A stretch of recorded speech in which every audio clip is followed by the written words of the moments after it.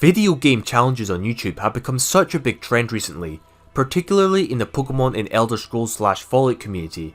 But my personal favourite challenges to do in RPGs are what is known as Iron Man runs or Nuzlocke runs. This usually refers to the rule set where your character only has one life in the game. If your character dies, PERMADEATH. You failed the challenge completely. Personally, this is my favourite kind of challenge to do, especially Nuzlockes, which are now my default way of playing Pokemon games. This is also true for many other players. Challenges like these are great and so fun to play, as they make the game harder by adding actual consequences to your actions, while adding a huge amount of tension to the game, instead of just adding some arbitrary dumb restriction like, you can only use Pokemon moves with a base power of 40 or lower. I've never really seen the point in that. In a PERMADEATH run, you can play the game however you see fit, but the game is essentially much harder. The challenge comes from the PERMADEATH rule, and not from limiting your gameplay options. This forces you to be careful in your run, to balance risk and reward, being cautious and being responsible for your choices. Today I'll be showcasing my attempt at an Iron Man challenge in Dark Souls 3, while explaining what strategies I use to do this. If you haven't tried this challenge yourself yet, then you might learn something new. The rules of this challenge run are as follows. First and foremost, death is permanent. If you die, for whatever reason, then your character is permanently dead and the game is over. The one small restriction I'll add is that once, and only once in the run, you can cheat death if you are wearing the Ring of Sacrifice while you died. Since there are like 10 rings in the game, I will only allow one revive. However, I have to avoid dying at all regardless.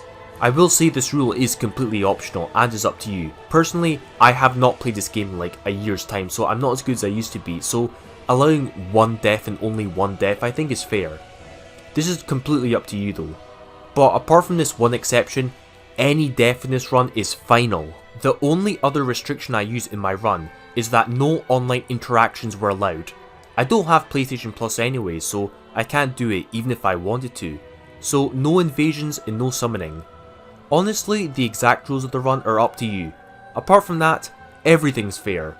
Except things like quitting the game during a boss fight or something like that. Now, I know that in the pro Dark Souls community that a challenge like this isn't even that hard. You know the guys I'm talking about. People who have speedrun this game in under 2 hours without taking any damage at Soul Level 1. Which is true. These people are insanely good at this game and can Iron Man the game in their sleep.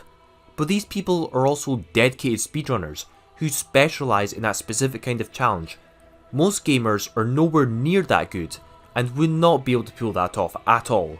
I'm good for casual gamer standards, but nowhere near that good. This Iron Man challenge is a good starting point for someone who wants to start to really challenge himself in Dark Souls 3, while also having a lot of fun with the game.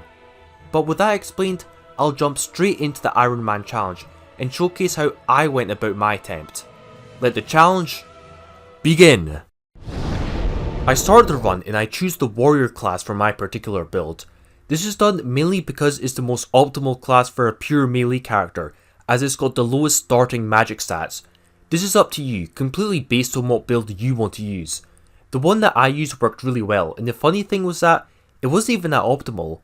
I didn't plan on my character's final stats or what weapon in particular I'd be using. Anyways, I beat the Crystal Beast first. The warrior can do this easily, with its good starting stats, weapons and armor, and the Warcry ability, which is very strong. This is optional, but I wanted to get the extra souls from this. I fight the first boss of the game, which was also easy with this class. I used the same strategy that I spammed in Dark Souls 2. Circle strafe with a raised shield, attack, and repeat. I will use this strategy a lot, it's very effective. Combined with the fire bombs, I managed to finish off the Gundyr boss easily. However, the first problem occurred when I got cocky and fought the hollowed katana user straight away. This fight can be tricky early game, and unfortunately I died here already, as I got completely stun locked against a wall and died. Oh well. That was a short run I guess. Okay, this time I'm serious. So this time I restart the game, and I beat Gundyr without taking a single hit, like a pro. And this time I go to Firelink Shrine first and level up my stats. After that, I got my revenge easily on the hollowed katana user, now that my health stat is way higher. With that I proceed straight to Lordran to really start this run. So I start off by farming some Titanite and Lothric against this Ouroboros enemies, which is really good early game, but to be honest, it isn't even that necessary. Soon enough you'll get plenty Titanite, so I head to the other direction, beating the Mimic chest on the way and slowly making my way to the first boss fight in this area. I do farm some Lothric Knight armor, which I equipped as I start to build my character. I get my Vigor stat to 30 ASAP to maximize my survivability. Then after that I start to increase my vitality, so I can have the best armor equipped while not having the fat roll, which is very important. I'm focusing on defense earlier on, as I'm not too skilled at dodging. I'll play it safe and tank up. Don't worry about dealing damage, the base War Axe is plenty strong enough if you make it raw. I'll increase my melee stats later on in the run. With this I easily beat the Boreal Vort boss, as my character can safely take his hits and hit back hard enough, making me feel really safe. Just dodge the attacks which are clearly televised. I move on, and no, I do not decide to fight the Dancer at this point. I'm definitely not that good at this game. I have to play the game normally, like a scrub. I'll gloss over the next chunk of the game as it really wasn't difficult. This build is very nice at this point in the game. With your best armor and huge health, nothing really frets you much. This is a good build as I haven't played this game in like a year, and I'm not as skilled at this game as I used to be. The tankiness of my build gives me a lot of room for error, but if you're confident in dodging then, you don't need 30 vigor at this point. Hell, even this Red Phantom, who's usually very dangerous, couldn't hurt me very much. Even the backstabs weren't dealing a lot of damage. Instead of exploring the area where the giant throws the giant spears at you, I skip that for now. No need to risk falling off to my death. I'll be back soon though. Oh yeah, I forgot to record the Cursed Rotted Greatwood boss, but needless to say, it was a cakewalk. Most people would agree that it's actually one of the easiest bosses in the game anyway, so there's no need to even show you that. That being said, I did have one or two close calls, like this point where I ran out of Estus, but thankfully I didn't get killed. The Ice Beast in the Cathedral is really fast and the Frostbite is dangerous. I dealt with it by frantically rolling when it comes at me, to avoid its attacks. This Fire Demon is easy to beat. As long as you hover directly underneath it, it's very easy to dodge its attacks. I did get uncomfortably close to dying against these two mace wielding clown things, which was my fault for being impatient and trying to rush the both of them at the same time. By going in more slowly and whittling down one of the enemies first, I managed to get by this fight. The first swamp area is not too bad if you know how to dodge the crab enemies. I did run into trouble when the invader showed up and I was running low on Estus. I managed to beat the invader with some health left, but I should have prepared for that more. The Mad Phantom however is no joke. It's way stronger than the Red Phantom and deals a huge amount of damage. I started to panic here and thought that I would die, but thankfully I found out that against this particular Phantom, I was actually able to use my Homeward Bone to escape the fight. So that was a relief. If it wasn't for that, I might have died here already. So yeah, I'll ignore that Phantom enemy until later on.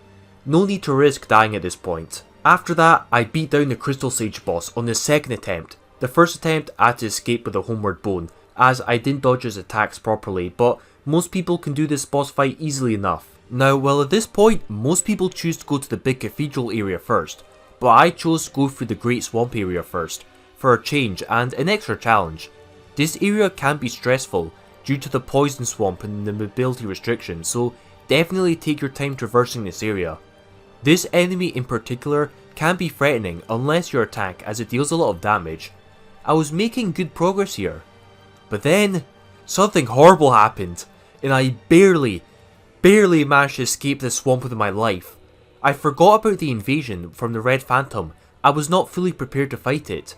This Red Phantom once again used magic and I was losing here.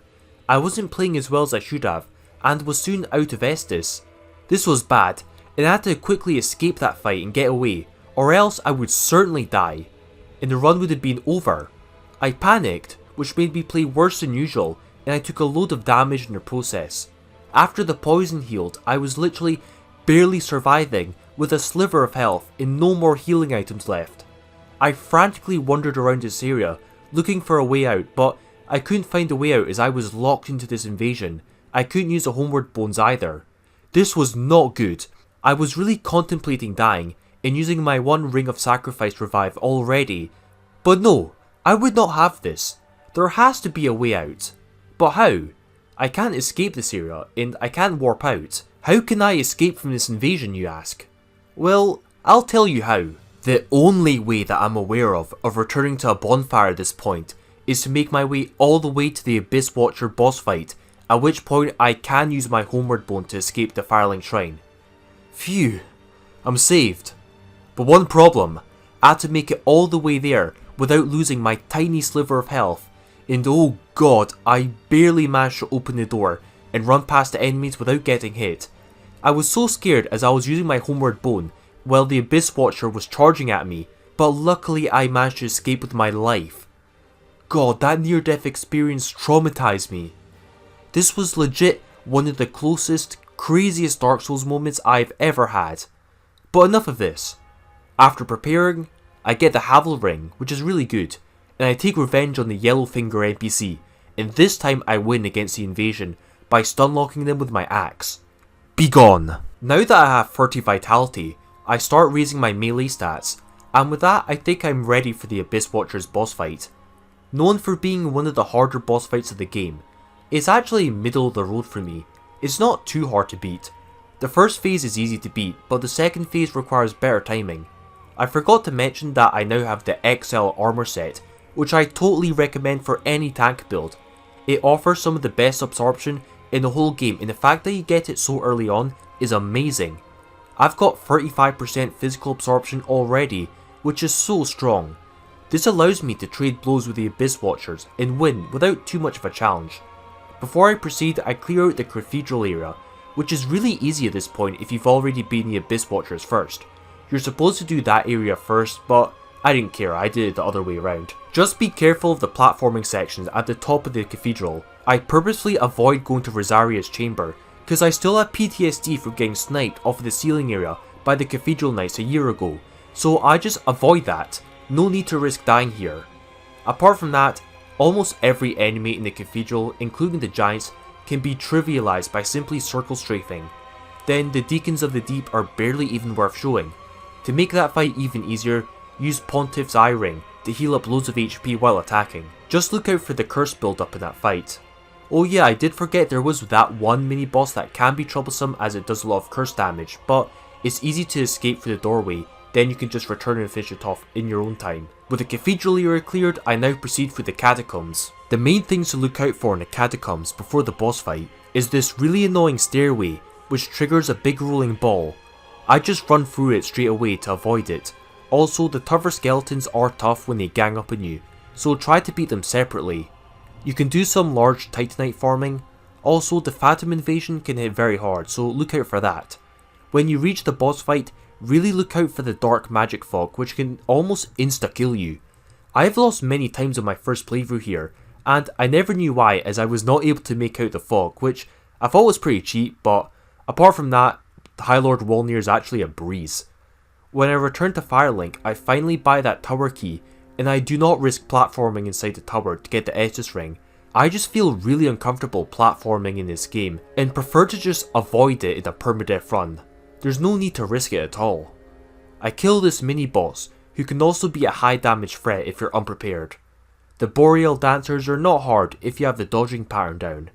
I fight this invader who hits hard, but my build is tanky enough to easily trade damage with it. Now, I recommend fighting this guy on the bridge, because fighting him near the cliff edge was so nerve-wracking. Look what happened here.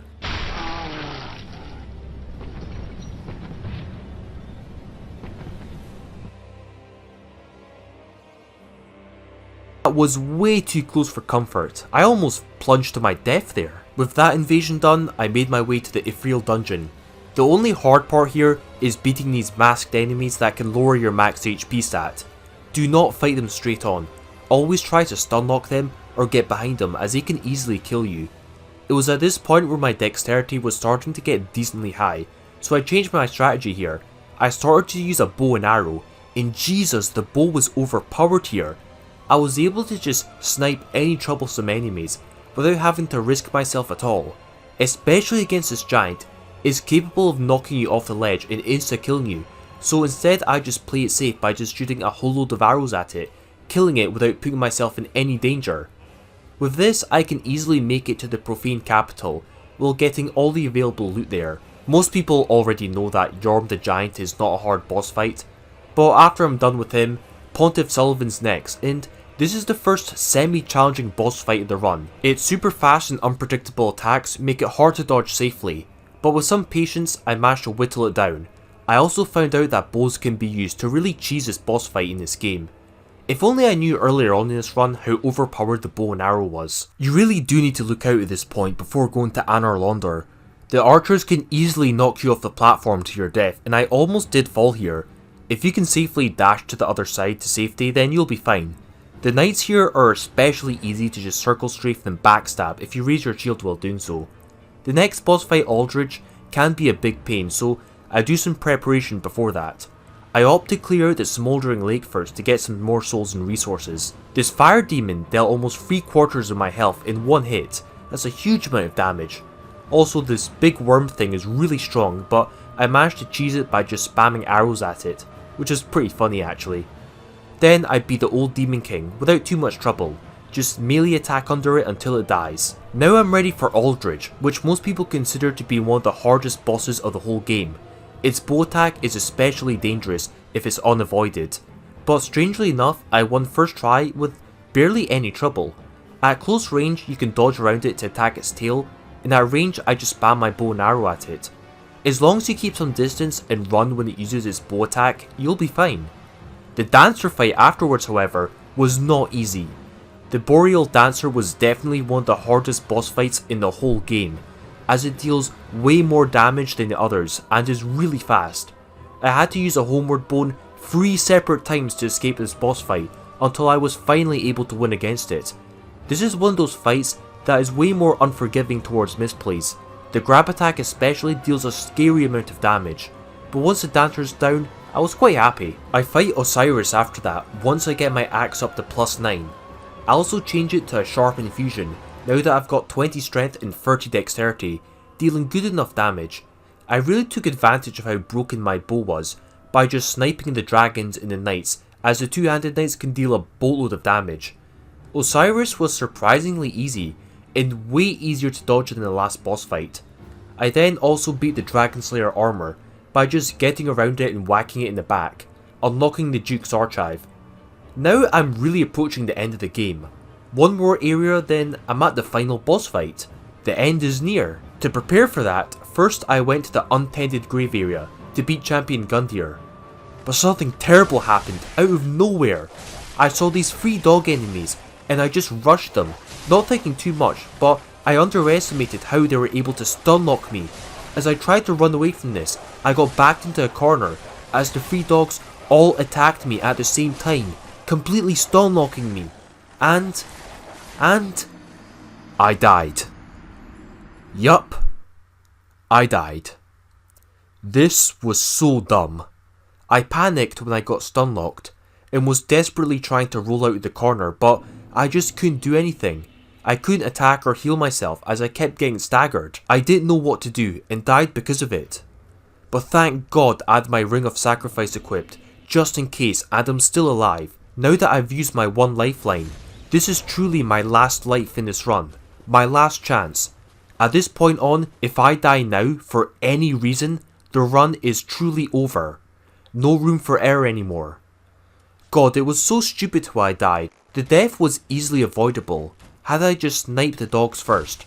I might have been able to use my Warcry ability to get out, but I rarely get into these scenarios to begin with, and I just didn't know how to react to this.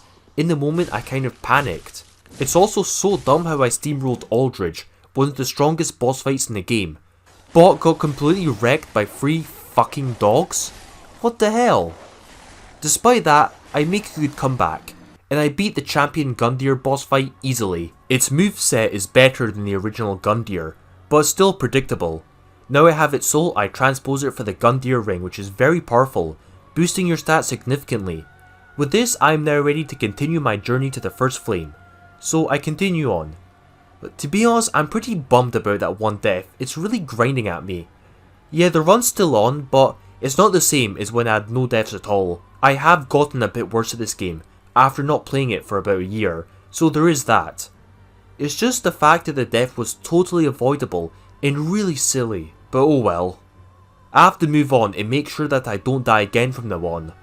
Before the final stretch of the story, I decide to clear out the Archdrake Peak first, which I know is a dangerous area, but I want to get the Titanite slab first to max out my weapons. Fortunately, I completed the Archdrake with less trouble than I expected. The dragon boss is surprisingly easy to beat, then I take my time killing all the enemies one by one. Then I destroy the Havel Knight, who sounds hard, but just like in the original Dark Souls, you can backstab the hell out of it, getting the Titanite slab. Now that my axe is reinforced to plus 10, I can destroy everything in the Duke's Archive, even these free human NPCs. The only hard parts were these flying knights who gang up on you, and the Lothric knights who also outnumber you. After I simply run past the knights after resting at a bonfire, I've now made it to the penultimate boss fight of the game, the Twin Princes. This fight is also known for being hard, due to how the big prince teleports and how the little one uses healing magic, but I was surprised at how this fight turned out. The first stage of the fight was no challenge at all. Even in the second stage, Lorien's attacks are not that hard to dodge, despite the teleportation. Strafing still works very effectively and lets you attack Lothric. By repeating this strategy, I vanquished the princes and unlocked the final part of the game. You know, I've surprised myself at how I was able to easily steamroll through the game. Well, apart from that one incident. But anyways, it's now time for the final battle, the Lord of Cinder. I can finally end this run in Link the Fire, ending the series. I challenged the Lord of the First Flame, but Jesus, this is the hardest boss so far. Even harder than the Boreal Dancer. The double health bar and the varied movesets makes it hard to dodge and to counter effectively. Eventually I get worn down and had to use my homeward bone to escape 3 times before my final attempt. I beat the first phase, but I already made a few mistakes and wasted some of my precious Estus flasks. For the final fight, I'll show you the full fight so you can see how the run ended.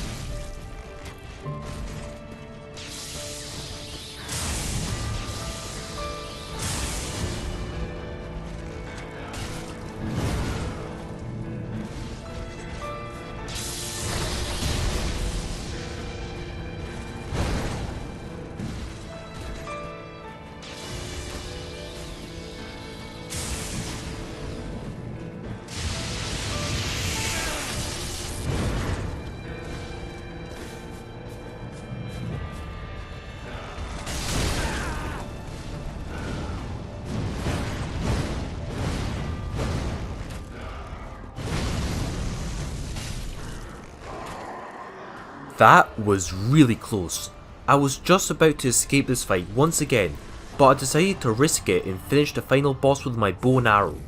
I was one hit away from dying at the end. With that, it's over. The Iron Man run's over.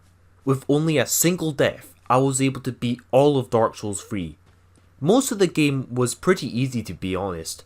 I was surprised considering this is my first playthrough for a very long time. But wait! While I usually end the run when the main story is over, there's still one more thing left to do in this game. You know what I'm talking about. The Nameless King. Oh god. You thought the final boss was hard? This guy makes Gwyn look like nothing. This guy's on another level. Regardless, I challenged the Nameless King for the true final battle of this run. I really did not prepare enough. But look what happened.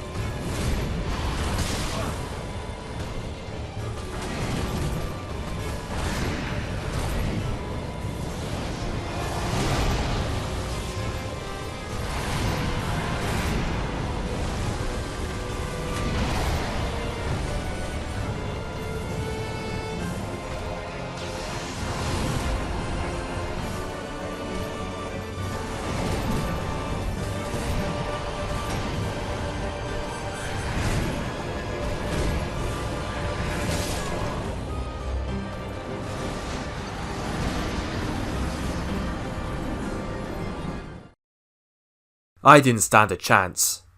I got destroyed. And now, my character is truly dead. No more Ring of Sacrifice. While I beat the main game, The super boss was too hard. I tried to escape, but the jerk just did not let me go and killed me. The death in the untended grave against those dogs felt cheap, like it was a fluke. But this time, I died fair and square. I didn't prepare enough to counter the dragon fire, and my war axe just wasn't the best weapon anymore at this point. But regardless, the run is now over. While I'm not the best Dark Souls runner by a massive margin, I had a lot of fun with this run, and I do feel like I improved a lot in this game. Considering I'm not the most skillful player, my build was really effective and I recommend it to people who aren't the best at dodging, prioritising defense over attack, giving you a huge margin of error during fights, while giving you a lot of breathing room. But with that done, I hope you enjoyed the video and that you might have learned something new. If you're a proper pro at this game, then you most likely didn't, but that's also fine. Join me next time where I'll be doing a challenge run in the Pokemon ROM hack, Liquid Crystal, a brilliant Gen 3 Johto game. This is Ding Dong, signing out.